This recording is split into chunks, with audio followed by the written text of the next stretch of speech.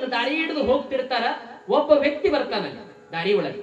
ಅಪ್ಪೋರಿದ್ದ ಜಾಗಕ್ಕೆ ಬಂದು ಪ್ರಣಾಮಗಳನ್ನ ಸಲ್ಲಿಸಿ ಸಾಷ್ಟಾಂಗವನ್ನ ಹಾಕಿ ಗುರುಗಳಿಗೆ ಬೇಡ್ತಾನ, ಅಪ್ಪೋರ ತಾವು ಮಹಾತ್ಮರ ಕಣ್ಣಾಗ ಕಾಣಕತ್ತೀರಿ, ಈ ಊರ್ ಒಳಗ ಒಬ್ಬ ತ್ರಿಕಾಲ ಜ್ಞಾನಿ ಒಬ್ಬ ಮಹಾತ್ಮ ಅದಾನ, ನೀವು ಹೋಗಿ ಭೇಟಿ ಆಗ್ಬಹುದು ಅಂದ್ರಂತ. ಅಂದ ತಕ್ಷಣವೇ ವಿಚಾರ ಮಾಡಿದ್ರು, ಆ ಮಹಾತ್ಮ ಯಾರಿರಬಹುದು? ಆ ಊರೊಳಗ ಆ ಮಹಾತ್ಮ ತ್ರಿಕಾಲ ಜ್ಞಾನಿ, ಯಾರಿಗೆ ಬೇಡಿದ್ದನ್ನ ಕೊಡ್ತಿದ್ದಂತ ಅಷ್ಟು ಶಕ್ತಿ ಅವನಲ್ಲಿ ತ್ರಿಕಾಲ ಜ್ಞಾನಿಯನ್ನ ಪಡ್ಕೊಂಡಿದ್ದ. ಅಂತ ಮಹಾತ್ಮ ಯಾರು ಅಂತಂದ್ರೆ ವಜೀರ್ ಬಾಬಾ ಅಂತೇಳಿ, ವಜೀರ್ ಬಾಬಾ ಅಂತೇಳಿ. ಆ ವಜೀರ್ ಬಾಬನ ಹತ್ರ ಹೋಗಿ ಗುರುಗಳು ಹೋಗ್ಬೇಕು, ಅವನ ಹತ್ರ ಹೋಗ್ಬೇಕಂತೇಳಿ ನಮ್ಮ ಸಿದ್ಧಲಿಂಗ ಶಿವಯೋಗಿಗಳವರು ಆ ವಜೀರ್ ಬಾಬನ ಹತ್ರ ಬರ್ತಾರೆ.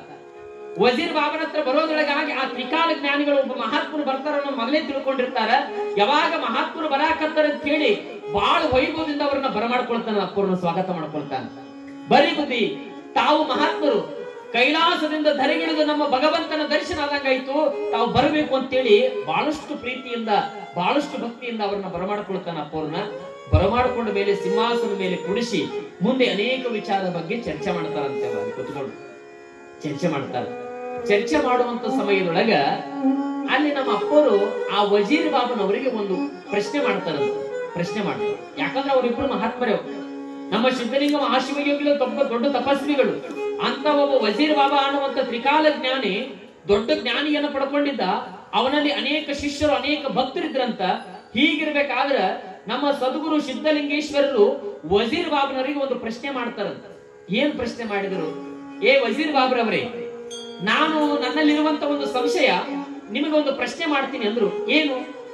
ಏನಿಲ್ಲ, ಈ ಜಗತ್ತೊಳಗ ಪರಮಾತ್ಮ ಅನೇಕ ಸಕಲ ಜೀವರಾಶಿಗಳನ್ನು ಹುಟ್ಟಿಸಿದ.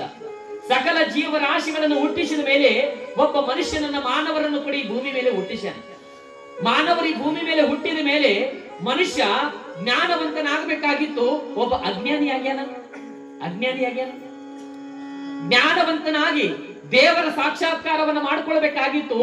ದೇವರ ನಿಲುವು ಗೊತ್ತಾಗಲಾರದೆ, ದೇವರ ಕುರುಬು ಗೊತ್ತಾಗಲಾರದೆ ಈ ಜಗತ್ತೊಳಗ ಹುಟ್ಟಿರುವಂತ ಮಾನವ ಅಜ್ಞಾನದಿಂದ ದೇವರ ಕುರುವನ್ನ ಗೊತ್ತಾಗಲಾರದೆ ನಮ್ಮ ದೇವರು ಶ್ರೇಷ್ಠ, ನಮ್ಮ ದೇವರು ಶ್ರೇಷ್ಠ ಅಂತೇಳಿ ಕಲಹವನ್ನ ಹುಟ್ಟಿಕೊಂಡಿದೆ ಈ ಜಗತ್ತಿನೊಳಗ ಅಂತೇಳಿ ಪ್ರಶ್ನೆ ಮಾಡಿದ್ರು. ಇದು ಸರಿ ಏನು?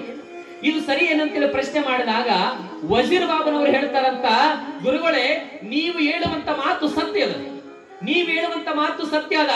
ಈ ಜಗತ್ತೊಳಗೆ ಹುಟ್ಟಿರುವಂತ ಪ್ರತಿಯೊಬ್ಬ ಮನುಷ್ಯ ದೇವರ ಸಾಕ್ಷಾತ್ಕಾರವನ್ನು ಮಾಡಿಕೊಳ್ಳಬೇಕಾದ್ರೆ ಗುರುವಿನಿಂದ ಬ್ರಹ್ಮ ಜ್ಞಾನವನ್ನ ಪಡೆದು ತನ್ನಲ್ಲಿರುವಂತ ಅಜ್ಞಾನವನ್ನ ಕಳೆದುಕೊಂಡು ಈ ಜಗತ್ತೊಳಗೆ ಗುರುವಿನನ್ನ ಪಡ್ಕೊಳ್ಬೇಕು. ಗುರುವಿನಿಂದ ದೇವರನ್ನ ಕಾಣಬಹುದು. ಆದ್ರೆ ಈ ಜಗತ್ತೊಳಗ ದೇವರು ಬೇರೆ ಬೇರೆ ಬೇರೆ ಅಂತ ವಾದ ಮಾಡಕತ್ತಾರಂದ್ರ ಇವರೆಲ್ಲ ಅಜ್ಞಾನಿಗಳು ಅಂತ ವಿಚಾರ ಮಾಡಿದ್ರು. ಚರ್ಚೆ ಮಾಡಕತ್ರಿ ಅವ. ನಮ್ಮ ದೇವ್ರ ಶ್ರೇಷ್ಠ, ನಮ್ಮ ದೇವರು ಶ್ರೇಷ್ಠ ಅಂತ ನಾವೆಲ್ಲ ಮಾತಾಡ್ತೀವಿ ನೋಡ್ಯವ ಮನ್ಯಾಗ. ಹೌದಿಲ್ಲವ? ನಿಮ್ ದೇವ್ರ ಯಾವ್ದ್ರಿ ಅಂತಂದ್ರೆ, ನಮ್ ದೇವ್ರಿ ಈ ದೇವ್ರಿ ಸೌದತ್ತಿ ಅಲ್ಲಾಮ್ರಿ. ನಮ್ ದೇವ್ರ ಯಾವ್ದ್ರಿ ಕಾಶಿ ವಿಶ್ವನಾಥ್ ರೀ. ನಮ್ ದೇವ್ರ ಯಾವ್ದ್ರಿ ಶ್ರೀಶೈಲದ ಮಲ್ಲಿಕಾರ್ಜುನ್ ರೀ. ನಮ್ ದೇವ್ರ ಯಾವ್ದ್ರಿ ಧರ್ಮಸ್ಥಳ ಮಂಜುನಾಥ್ ರೀ ಅಂತೀರಿಲ್ಲ? ಇಲ್ಲಿ ಬಹಳ ಚಂದ ಹೇಳ್ತಾರೆ ಅಪ್ಪೋರು, ಇಲ್ಲಿ ಬಹಳ ಚಂದ ಹೇಳ್ತಾರ. ಅವಾಗ ವಜೀರ್ ಬಾಬನವರು ಅಂತಾರಂತ, ಗುರುಗಳೇ ಈ ಜಗತ್ತೊಳಗ ದೇವರು ಬೇರೆ ಆಗೋದಕ್ಕೆ ಹೇಗೆ ಸಾಧ್ಯ? ದೇವರು ಒಬ್ಬನೇ ಅದಾನ ಈ ಜಗತ್ತಿನೊಳಗ. ದೇವರು ಒಬ್ಬನೇ ಅದಾನ. ರಾಮ ಹೇಕ ಹೇ, ಈ ಜಗತ್ತೊಳಗ ರಾಮ ಒಬ್ಬನೇ. ರಾಮನ ಕರೆದ್ರು ಅವನೇ ಬರ್ತಾನೆ, ಅಲ್ಲನನ್ನ ಕರೆದ್ರು ಅವನೇ ಬರ್ತಾನೆ. ಜಗತ್ತಿನೊಳಗ ದೇವರು ಬೇರೆ ಬೇರೆ ಅಂತ ಜನ ಮಾತಾಡ್ತದೆ. ಆದರೆ ಜಗತ್ತಿನೊಳಗ ದೇವರಿಗೆ ನಾಮಗಳು ಬೇರೆ ಇರಬಹುದು, ಆದ್ರೆ ಜಗತ್ತೊಳಗ ದೇವರು ಒಬ್ಬನೇ ಅನ್ನುವಂಥದ್ದನ್ನ ಅಲ್ಲಿ ಚರ್ಚೆ ಮಾಡ್ತದಂತೆ. ದೇವರು ಒಬ್ಬನೇ ಅದಾನ. ಹೌದವ? ದೇವ್ರು ಎಲ್ಲದಾನಂಗಾರ ಪ್ರಶ್ನೆ ಮಾಡ್ಬೇಕಲ್ಲ ನಾವು. ದೇವ್ರು ಎಲ್ಲದಾನ್ರಿ? ನಾನು ನಿಮ್ಗೆ ಕೇಳ್ತೀನಿ, ದೇವ್ರು ಎಲ್ಲದಾನ ಗೊತ್ತೇನ? ಹಿಂಗಾಗಿತ್ತೇವ. ಪರಮಾತ್ಮ ದೇವರಿಗೆ ಜಗ್ಗಿ ಜನ ಕಾಡಾಕತ್ತಿರವ. ನಾವೇನಿದೀವಲ್ಲ ಬರೇ ನಾವ್ ದೇವ್ರಿಗೆ ಕಾಡೋರೇವ. ಬಹಳ ಮಂದಿ ಅಂತಾರ ದೇವ್ರು ನಮಗ್ ಕಾಡಾಕತ್ತಾವ ಅಂತ ಬಹಳ ಮಂದಿ ಮಾತಾಡ್ತಾರ. ಯಾವತ್ತಾರ ದೇವ್ರು ಕಾಡ್ತವೆ? ನೀವು ದೇವ್ರು ಕಾಡಂಗಿಲ್ಲವ. ದೇವ್ರು ನಾವು ಕಾಡಾಕತ್ತೀವಿ. ದೇವ್ರಿಗೆ ಅದನ್ನು ಕೊಡು, ಇದನ್ನು ಕೊಡು, ಅದು ಕೊಡು, ಇದು ಕೊಡು, ಆ ವರ ಕೊಡು, ಈ ವರ ಕೊಡು ಅಂತ ಬೇಡಾಕತ್ತೀವಿ ನಾವೆಲ್ಲ. ಹೌದಿಲ್ಲ? ಯಾವ ದೇವ್ರಿಗೆ ಹೋದ್ರೆ ನಮ್ಗೆ ಏನ್ ವರ ಕೊಟ್ಟಾವೆ ದೇವ್ರು ನೋಡಮ್ ಹೇಳ್ರಿ. ಹೌದಾ? ಹೋಗ್ತೀವಿ ಕರೆ. ಆ ದೇವ್ರ ಹತ್ರ ಹೋಗಿವಿ, ಈ ದೇವ್ರ ಹತ್ರ ಹೋಗಿ ಆ ದೇವ್ರ ಹತ್ರ ನಮ್ಗೆ ಆ ವರ ಕೊಡು, ಈ ವರ ಕೊಡು ಅಂತ ಬೇಡಾಕತ್ತೀವಿ. ಆದ್ರೆ ಈ ಜಗತ್ತೊಳಗ ದೇವ್ರ ಎಲ್ಲಿ ಅದ ಅನ್ನುವಂಥದಕ್ಕ ಒಮ್ಮೆ ದೇವರಿಗೆ ಬ್ಯಾಸರಿಕೆ ಆಯ್ತೇವ. ಪರಮಾತ್ಮನಿಗೆ ಭಗವಂತನಿಗೆ ಬಹಳ ಬ್ಯಾಸರಿಕೆ ಆಯ್ತು. ಏನ್ ಬ್ಯಾಸರಿಕೆ ಆಯ್ತು ಅಂದ್ರ, ಈ ಏನು ಹುಟ್ಟ್ಯಾರ್ಲಿ ಜಗತ್ತೊಳಗ ಮನುಷ್ಯರು ಹೋಗಿ ಎಲ್ಲೆಲ್ಲಿ ಅವ ದೇವ್ರು ಇರಾಕತ್ತಾನ ಅಲ್ಲೆಲ್ಲಿ ಹೋಗಿ ಬಿಡಾಕತ್ತಾರ. ನಮಗ ಬಂಗಾರ ಕೊಡು, ನಮಗ ಹೊಲ ಕೊಡು, ನಮಗ ಮನೆ ಕೊಡು, ನಮಗ ಸಂಪತ್ತು ಕೊಡು, ನಮಗ ಮನ್ಯಾಗ ಒಂದ್ ಚಲೋ ಮಕ್ಕಳಿಲ್ಲ ಮಕ್ಕಳು ಕೊಡು, ಇದು ಮಟ್ಟ ಬೇಡಾಕತ್ತರು. ದೇವ್ರು ಕೈಲಾಸದೊಳಗಿರವ, ಕೈಲಾಸದೊಳಗ ಪಾರ್ವತಿ ಜೊತೆಗಿದ್ರು ಕೈಲಾಸದೊಳಗ ಹೋಗಿ ಒಂದಿಷ್ಟು ಮಂದಿ ಕೈಲಾಸದೊಳಗ ಬೇಡಾಕತ್ರ. ದೇವ್ರೇ ನನಗೆ ಅದನ್ನು ಕೊಡು, ನನಗೆ ಇದನ್ನು ಕೊಟ್ಟಿಲ್ಲ, ನೀ ಅದನ್ನು ಕೊಟ್ಟಿಲ್ಲ ಅಂತ ಬೇಡಾಕತ್ರು. ಯಾವಾಗ ದೇವ್ರು ಕೈಲಾಸವನ್ನ ಬಿಟ್ಟವ, ಇವ್ರು ಎಲ್ಲಿ ಹೋದ್ರು ಬಿಡವಲ್ರು. ಕೈಲಾಸಕ್ಕೆ ಹೋದ್ರು ಬಿಡ್ಲಿಲ್ಲ, ಅವ ಸ್ಮಶಾನಕ್ಕೆ ಹೋದ್ರು ಬಿಡ್ಲಿಲ್ಲ, ಗುಡಿ ಗುಂಡಾರಗಳಲ್ಲಿ ಕುಂತರು ಬಿಡ್ಲಿಲ್ಲ, ಎಲ್ಲಾರು ಹೋಗಿ ಒಂದು ಪ್ರಕೃತಿ ಒಳಗೆ ಗಿಡ ಮರಗಳಲ್ಲಿ ಕುಂತರು ಕೂಡ ಬಿಡ್ಲಿಲ್ಲ ಅಂತ ದೇವ್ರಿಗೆ. ಎಲ್ಲರೂ ಅಲ್ಲಿ ಹೋಗಿ ಬೇಡಾಕತ್ರು. ದೇವ್ರೇ ನಮ್ಗೆ ಅದನ್ನು ಕೊಡು, ದೇವ್ರೇ ನಮಗಿದಿಲ್ಲ, ನಮಗ್ ಬಡತನ ಕೊಟ್ಟಿದ್ದಿ, ನಮಗ್ ಕಷ್ಟ ಕೊಟ್ಟಿದ್ದಿ, ನಮಗ್ ಬಡತನ ದೂರ ಮಾಡು, ಕಷ್ಟ ದೂರ ಮಾಡಂತ ಹಿಂಗ ಅನಾಕತ್ತಿದ್ರಂತ. ಅವಾಗ ದೇವ್ರು ವಿಚಾರ ಮಾಡಿದ್ರಂತ, ಈ ಭಕ್ತರು ಏನದಾರಲ್ಲ ಈ ಜಗತ್ತೊಳಗ ನನ್ನ ಭಕ್ತರು ಎಲ್ಲಿ ಹೋದ್ರು ನನ್ನ ಬಿಡವಲ್ರು ಅಂದ್ರ ವಿಚಾರ ಮಾಡಿದವ. ಎಲ್ಲಿ ಹೋದ್ರು ಬಿಡವಲ್ರು, ಎಲ್ಲಿ ಹೋದ್ರು ನನ್ನ ಬರಾಕತ್ತಾರ, ಗುಡಿ ಗುಂಡಾರಗಳ ಹೋದ್ರು ಅಲ್ಲಿ ಬರಾಕತ್ತಾರ, ನನ್ನ ಕೈಲಾಸಕ್ಕೆ ಬರಾಕತ್ತಾರ, ಸ್ಮಶಾನಕ್ಕೆ ಬರಾಕತ್ತಾರ, ಎಲ್ಲಿ ಹೋದ್ರು ನನ್ನ ಕಾಡಾಕತ್ತಾರ, ಇನ್ನ ಎಲ್ಲಿ ಬಿಟ್ರೆ ನನಗೆ ನೆಮ್ಮದಿಯಿಂದ ಇರ್ತೀನಿ ಅಂತ ವಿಚಾರ ಮಾಡಾಕತ್ತ ದೇವ್ರು. ನಾನು ಎಲ್ಲಿ ಹೋದ್ರೆ ನೆಮ್ಮದಿಯಿಂದ ಇರ್ತೀನಿ, ನಾನು ಕೈಲಾಸದೊಳಗ ಪಾರ್ವತಿ ಜೊತೆ ಕುತ್ಕೊಂಡು ಆರಾಮ್ ನೆಮ್ಮದಿಯಿಂದ ಇರ್ಬೇಕಂದ್ರೆ ಇಲ್ಲಿ ಬಂದು ಕಾಡಾಕತ್ತಾವ. ಇನ್ನ ಸ್ಮಶಾನಕ್ಕೆ ಹೋಗಿ ಅಲ್ಲಾರ ಚಂದ ನೆಮ್ಮದಿಯಿಂದ ಕಣ್ಣು ಮುಚ್ಕೊಂಡು ಕುಂದ್ರಬೇಕಂತಂದ್ರೆ ಅಲ್ಲಿ ಹೋಗಿ ಕಾಡಾಕತ್ತಾವ. ಇನ್ನು ಎಲ್ಲಿ ಇರ್ಬೇಕು ಅಂತ ವಿಚಾರ ಮಾಡಿದ ದೇವ್ರು, ಬಹಳ ದೇವ್ರು ವಿಚಾರ ಮಾಡಿದ. ಎಲ್ಲಿ ಹೋದ್ರು ದೇವ್ರು ನನ್ನ ಬಿಡಂಗಿಲ್ಲ, ಇವ್ರು ಜನ ನನ್ನ ಬಿಡಂಗಿಲ್ಲ.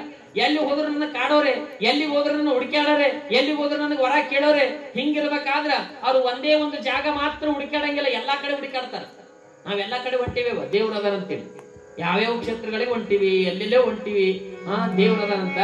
ಆದ್ರೆ ದೇವ್ರು ವಿಚಾರ ಮಾಡಿದ, ಇವ್ರು ಎಲ್ಲಾ ಕಡೆ ವರ ಹುಡುಕಾಡ್ತಾರ, ಆದ್ರೆ ಅವನ ಮನಸ್ಸದಲ್ಲ, ಅವನ ಮನಸ್ಸಿನೊಳಗೆ ಹುಡುಕಾಡಂಗಿಲ್ಲ. ಅವನ ಮನಸ್ಸಿನೊಳಗೆ ಹೋಗಿ ಕೂತು ಬಿಟ್ರೆ ಆ ದೇವರೇ ನನ್ನ ನೆಮ್ಮದಿಯಿಂದ ಇರ್ಬೋದು ಅಂತೇಳಿ ನಮ್ಮ ಮನಸ್ಸಿನೊಳಗೆ ಬಂದು ಕೂತಾನಂತೇವ. ದೇವ್ರ ಎಲ್ಲದನವ ಮನಸ್ಸಿನೊಳಗದ. ನೀವು ಮನಸ್ಸಿನೊಳಗೆ ಅಲ್ಲೇ ಕೂತ್ಕೊಂಡು ಸಿದ್ಧಲಿಂಗೇಶ್ವರ ನೆನಪು ಮಾಡ್ಕೊಳ್ರಿ, ಧ್ಯಾನ ಮಾಡ್ಕೊಳ್ರಿ, ನಿಮ್ ಕಣ್ಣು ಮುಂದೆ ಬಂದಂಗ ಆಗ್ಬಿಡ್ತಾನ, ಅಲ್ಲೇ ಪ್ರತ್ಯಕ್ಷ ಆಗ್ಬಿಡ್ತಾನ. ದೇವ್ರು ಎಲ್ಲಿರವನವ ಮನಸ್ಸಿನೊಳಗದ. ಮನಸ್ಸಿನೊಳಗ ಇರ್ಬೇಕಾಗಿತ್ತು ದೇವ್ರು ಸದಾಕಾಲ ಅಂತಂದ್ರ ನಿರ್ಮಲವಾದ ಮನಸ್ಸಿರ್ಬೇಕು, ನಿರ್ಮಲವಾದ ಭಕ್ತಿ ಇರ್ಬೇಕು. ಅಂದಾಗ ನಿನ್ನ ಮನಸ್ಸಿನೊಳಗ ದೇವ್ರ ಇರ್ತಾನ. ಎಲ್ಲರೂ ಮನಸ್ಸಿನೊಳಗ ದೇವ್ರ ಇಲ್ಲಪ್ಪ ಅದಾನೇನು. ಒಂದಿಷ್ಟು ಮಂದಿ ಜಗತ್ತೊಳಗ ಕೆಟ್ಟ ವಿಚಾರವನ್ನ ಮಾಡಿ ಈ ಜಗತ್ತೊಳಗ ಕೆಟ್ಟ ಕೆಲಸ ಮಾಡೋರು ಬಹಳ ಮಂದಿ ಅದಾರ. ಅವ್ರ ದೇಹದೊಳಗ ಮನಸ್ಸಿನೊಳಗ ದೇವ್ರು ಇರಂಗಿಲ್ಲ. ಯಾಕಂದ್ರ ಅವರ ಹತ್ರ ಕರುಣೆ ಅನ್ನೋದು ಇರಂಗಿಲ್ಲ. ಯಾರಲ್ಲಿ ಕರುಣೆ ಇರ್ತದೆ, ಯಾರಲ್ಲಿ ಸಹನಾಭೂತಿ ಇರ್ತದೆ, ಯಾರಿಗೆ ನಿಜವಾಗಲೂ ಕಷ್ಟದಲ್ಲಿದ್ದಾಗ ಅವರ ಮನಸ್ಸು ಕರಗುತ್ತದಲ್ಲ, ಅವರ ಮನಸ್ಸಿನೊಳಗೆ ನಿಜವಾದ ದೇವರು ಇರ್ತಾನಂತ. ಜಗತ್ತೊಳಗೆ ಅವ್ರ ಮನಸ್ಸಿನೊಳಗೆ ದೇವರು ಇರ್ತಾನೆ.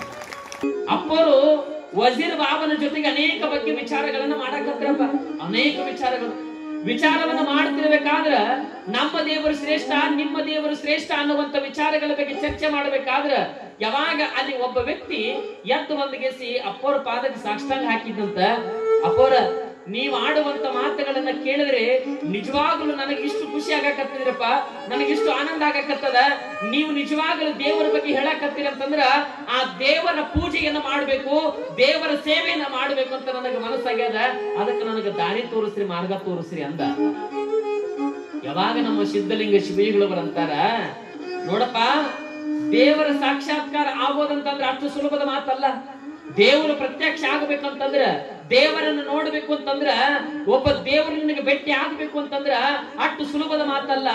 ದೇವರ ಸಾಕ್ಷಾತ್ಕಾರ ಆಗ್ಬೇಕಾಗಿತ್ತಂದ್ರ ಮೊದಲು ಗುರುವಿನಿಂದ ಬ್ರಹ್ಮ ಜ್ಞಾನವನ್ನ ಪಡಿಬೇಕು, ಗುರುವಿನ ಮಾರ್ಗದರ್ಶನವನ್ನ ಪಡಿಬೇಕು, ಗುರುವಿನ ಮಕ್ಕಳಾಗಬೇಕು. ಅಂದಾಗ ಮಾತ್ರ ಗುರು ನಮಗೆ ದೇವರನ್ನು ತೋರಿಸ್ತಾನನ್ನುವಂತ ಮಾತನ್ನ ಗುರುಗಳು ಆ ವ್ಯಕ್ತಿಗೆ ಮನುಷ್ಯನಿಗೆ ಉಪದೇಶ ಮಾಡಿದ್ರಂತ ನಮ್ಮ ಸಿದ್ಧಲಿಂಗ ಶಿವಯೋಗಿಗಳವರು. ದೇವರು ಎಲ್ಲರಿಗೂ ಸಿಗುತ್ತಾನೇನವ? ಎಲ್ಲರಿಗೂ ಸಿಗಕ್ಕೆ ಸಾಧ್ಯ ಏನು? ನೆನಪಿರ್ಲೇವ ಈ ಜಗತ್ತಿನೊಳಗ ಅಲ್ಲಮ್ಮ ಪ್ರಭುಗಳು ಒಂದು ಮಾತು ಬಹಳ ಚಂದ ಬರೀತಾರ, ದೇವರನ್ನ ಹುಡುಕಾಡಿಕಂತ ಹೋದ್ರೆ ದೇವರು ಸಿಗಂಗಿಲ್ಲ. ದೇವರು ಸಿಗಬೇಕಾಗಿತ್ತು ಅಂತಂದ್ರ ಕಾಣದೇ ಇರುವಂತ ದೇವರನ್ನ ಕಾಣಬೇಕಂತ ಹೊರಟ್ರೆ, ಕಾಣದೇ ಇರುವಂತ ದೇವರನ್ನ ಕಾಣಬೇಕಂತ ಹೊರಟ್ರೆ ಕಾಣುವಂತ ಗುರುವಿನ ಪಾದವನ್ನ ಹಿಡಿದು ಬಿಡು, ನಿನಗೆ ಕಾಣುವಂತ ದೇವರು ಕಾಣಿಸ್ತಾನ ಅನ್ನುವಂಥದ್ದನ್ನ ಬರೀತಾರಲ್ಲಮ್ಮ ಪ್ರಭುಗಳು. ನಿನಗೆ ದೇವರು ಕಾಣಬೇಕಲ್ಲ, ನಿನಗೆ ದೇವರ ಸಾಕ್ಷಾತ್ಕಾರ ಆಗ್ಬೇಕಲ್ಲ, ಹೋಗು ಗುರುವಿನ ಪಾದ ಹಿಡಿ. ಗುರುವಿನ ಪಾದ ಹಿಡಿದು ಬಿಟ್ಟಂದ್ರೆ ಸಾಕು, ನಿನಗೇನು ದೇವರು ಕಾಣಿಸವಲ್ಲ, ದೇವರು ಕಾಣಲಾರದಂತ ದೇವರು ಗುರುವಿನ ಪಾದದೊಳಗೆ ಕಾಣ್ತಾನೆ ದೇವರು ನಿನಗ. ಅದಕ್ಕೆ ಅಣೆಗೆಚ್ಚಿ ನಮಸ್ಕಾರ ಮಾಡ್ತಾರೆ ಗುರುವಿನ ಪಾದಕ್ಕೆ, ಅಣೆ ಹಚ್ಚಿ ನಮಸ್ಕಾರ ಮಾಡ್ಬೇಕಂತ. ಹಣೆ ಹಚ್ಚಿ ನಮಸ್ಕಾರ ಮಾಡೋದ್ರಿಂದ ಗುರುವಿನ ಪಾದಕ್ಕ ಗುರುವಿನ ಹೆಬ್ಬಟ್ಟಂತೀನಿ ಇರ್ತದಲ್ಲ, ಹೆಬ್ಬಟ್ಟಂತೀನಿ ಏನಂತೀರಿ? ದೊಡ್ಡ ಬೆರಳಿಗೆ ಏನಂತೀನಿ? ಹೆಬ್ಬಟ್ಟಂತಿಲ್ಲ. ಆ ಬೆರಳಿನೊಳಗ ಪರಮಾತ್ಮ ಇರ್ತಾನಂತ. ಗುರುವಿನ ಪಾದದೊಳಗ ಪರಮಾತ್ಮ ಇರ್ತಾನ.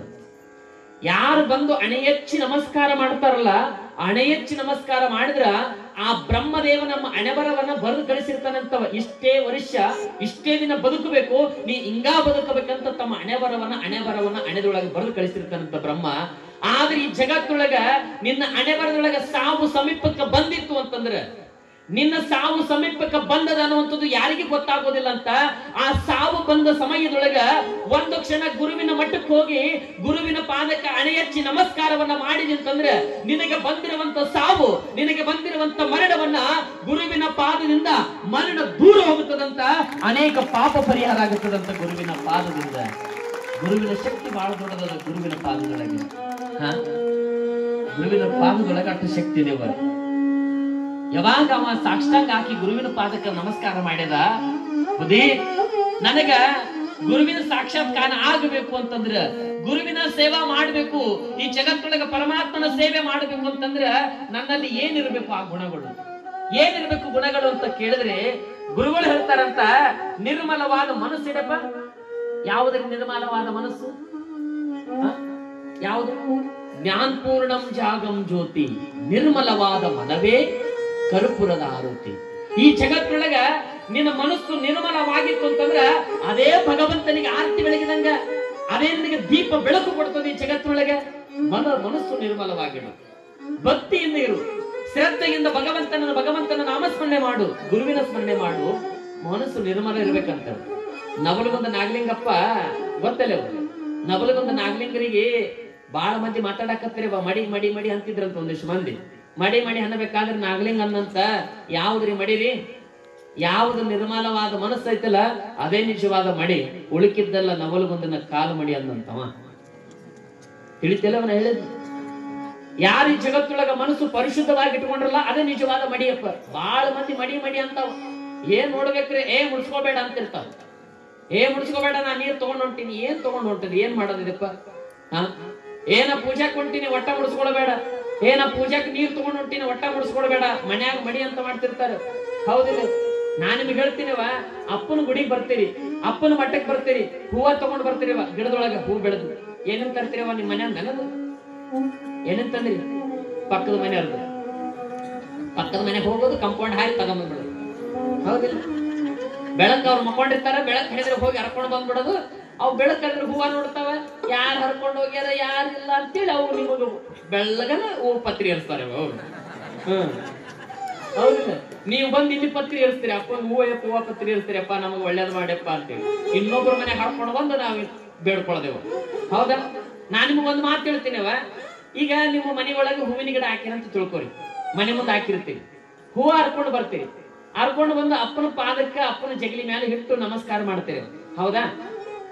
ನೀವು ಅಲ್ಲಿ ಬರ್ಬೇಕಾದ್ರ ಬಾಡಿದ ಹೂವ ತಗೊಂಡ್ ಬರ್ತಿರೋ, ಹರಳಿದ ಹೂವ ತಗೊಂಡ್ ಬರ್ತಿರವ? ಯಾವ ತಗೊಂಡ್ಬರ್ತೀರಿ? ಹೂವ ಹರಳಿದ ತಗೊಂಡ್ ಬರ್ತಿರೋದಿಲ್ಲ. ನಾನು ಹೇಳಕತ್ತದು, ಅಲ್ಲಿ ಭಗವಂತ ಸೃಷ್ಟಿ ಮಾಡಿ ಅನ್ನೋ ಗಿಡದೊಳಗೆ ಒಂದು ಹೂವ ಹರಳ್ಯದ. ಆ ಅರಳಿದ ಹೂವನ್ನ ತಂದಿಗೆ ನೀವೇನು ಅಪ್ಪಗೆ ಇಡ್ತಿರಿಲ್ಲ.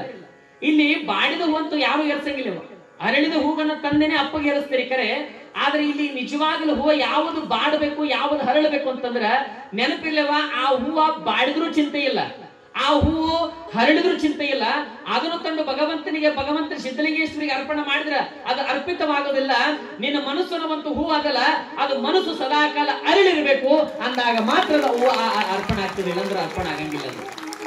ಅರ್ಪಣೆ ಆಗ್ಬೇಕಂದ್ರೆ ಮನಸ್ಸು ಅರಳಬೇಕು. ನಿನ್ನ ಮನಸ್ಸು ಅರಳಿರ್ಬೇಕು.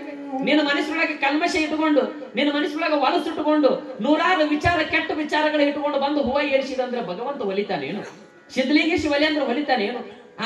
ನಿರ್ಮಲವಾದ ಮನಸ್ಸೇ ನಿಜವಾದ ಮಡಿ, ಇಲ್ಲ ಉಳುಕಿದ್ದೆಲ್ಲ ನವಲುಗುಂದ ನಾಗಲಿಂಗನ ಕಾಲು ಮಡಿ ಅಂತ ಹೇಳ್ತಾನವ ಈ ಜಗತ್ತೊಳಗ.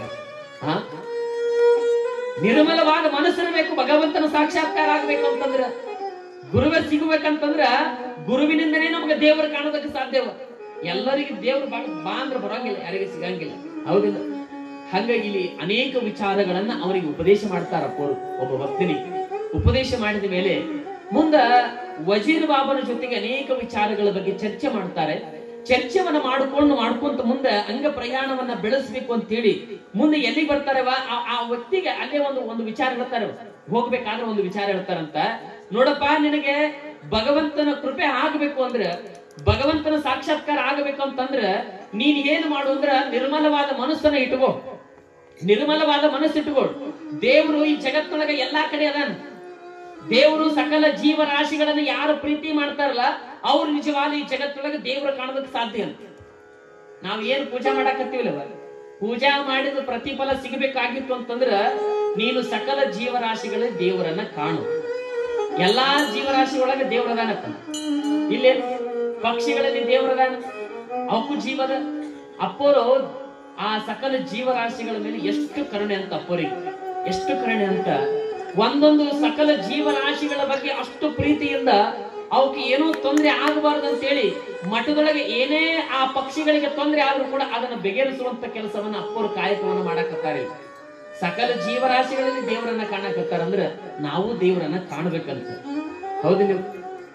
ಇಲ್ಲಿ ಗುರುಗಳು ನೀನು ಮೊದಲು ನಿರ್ಮಲವಾದ ಮನಸ್ಸಿಟ್ಟುಕೋ, ಸಕಲ ಜೀವರಾಶಿಗಳಲ್ಲಿ ದೇವರನ್ನ ಕಾಣು, ಅಂದಾಗ ಮಾತ್ರ ನಿನಗೆ ದೇವರ ಸಾಕ್ಷಾತ್ಕಾರ ಆಗತ್ತಂತ ಹೇಳಿ ಮುಂದೆ ಪ್ರಯಾಣವನ್ನ ಬೆಳೆಸ್ತಾರೆ.